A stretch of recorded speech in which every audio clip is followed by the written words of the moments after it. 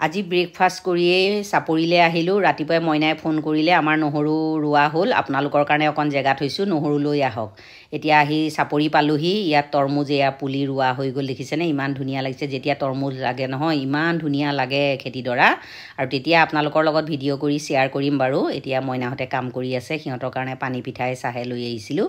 সিহঁত তিনিটাকে চাহে পানী পিঠাই দি ল'লোঁ। কাম কৰি থাকিলে ভোকো লাগে। এতিয়া সিহঁতৰ লগত বহি আমিও চাহ একাপ খাই ল'লোঁ। আৰু এতিয়া নহৰুখিনিৰ কাৰণে এওঁলোকে জেগা ঠিক কৰি আছে। আমাৰ এওঁক লাগিবলৈ দিয়া নাই বাৰু।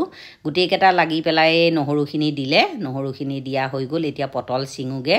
পটলৰ থলিলৈ আহিছোঁ। মইনাই পটল ছিঙি আছে আমাৰ কাৰণে। পটলৰ বোলে কাহিনী এটা আছে, পটল যেতিয়া ৰোৱে তেতিয়া তাত মাইকী মানুহ সোমাবলৈ নিদিয়ে। মাইকী মানুহ সোমালে বোলে পটল নালাগে। মই আজিহে শুনিছোঁ, শুনি হাঁহিও উঠিছে। কিন্তু এইটো আৰু নিয়ম, যেতিয়া সোমাবও নাপায়। এতিয়া পটলৰ গছবিলাক কাটি পেলাব যে, সেইকাৰণে মই সোমালোঁ আৰু। এতিয়া শেহতীয়া পটল, আৰু এতিয়া কাষতে সৰিয়হ ফুলি আছিলে, তাতে ফটো কেইকপিমান উঠিম বুলি আহিলোঁ।